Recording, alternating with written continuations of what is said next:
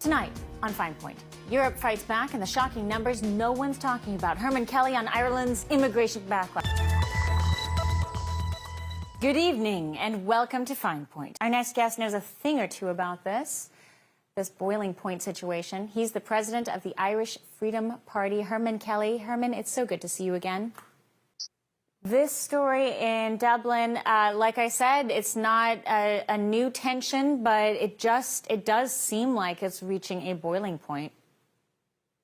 Yeah, people really have had enough of government policy of reckless open borders, which has allowed a huge number of unvetted, undocumented males, foreign males, to come into the country. They get free accommodation, free welfare, free medical care, free legal aid for a series of appeals. And what do we get in return? Our crime rate has gone through the roof. The number of serious crimes and sexual assaults has gone through the roof.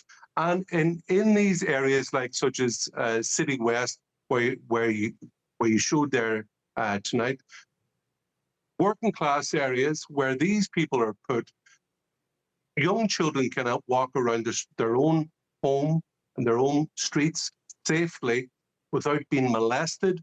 Now, the guy who is alleged to have raped this poor girl of 10 years of age, he's not Afghan, he's actually Algerian.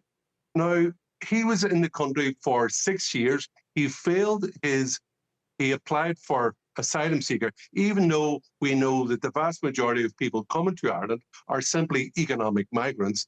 However, he applied for asylum. He was in the country for 6 years. He was marked for deportation. His application failed. He was told in March of this year, imagine, that the state would ask him to self-deport himself. What did he do instead? He stayed in Ireland, and it is alleged that he raped this young girl.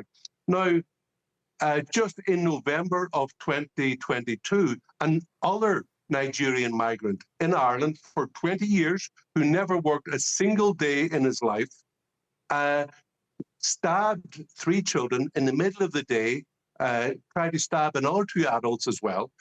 He was also Algerian. He contributed nothing to Irish society whatsoever.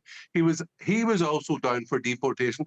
But would you believe that economic migrant, or who self-identifies as an asylum seeker, who was down to be deported, actually applied for and received Irish citizenship, even though he had contributed nothing over 20 years, and his parting gift to the Irish people was to stab 3 school children in the middle of the day in Dublin. Is there any talk of reform that's legitimate and political in Ireland right now? Because, again, on the streets, you're seeing these protests. I mean, 1,000 the first night showed up in front of that hotel, and now 2,000. The outrage is being documented, and more Irish citizens are being emboldened to step up, stand out, Certainly, speak up. But politically, is there any way here to reform? Yeah, there's a wave of growing patriotism and nationalism has come up in Ireland in the last 7 years now. The Irish Freedom Party, we started there 7 years ago.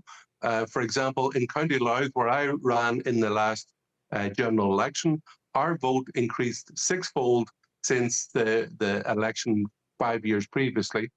That our vote is increasing. Now, we didn't get any, as you might call them, MPs elected this time, but going by the growth in our vote, we certainly should have members elected to Parliament in the next general election. Parties like ourselves are growing in strength, but we are small. The Irish Freedom Party have made clear, moderate nationalist policies.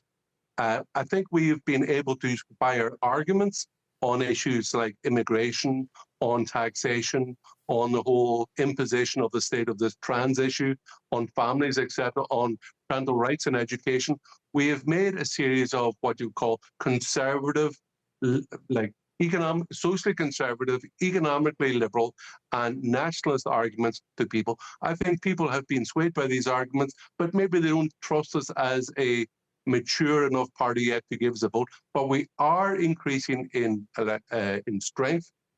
Our problem in Ireland is that there is almost like a distinct political class allied to a homogenous media who come out of these academic environments of universities, and they are also funding this what they call NGO, non-government organizations, which are all completely funded by the government.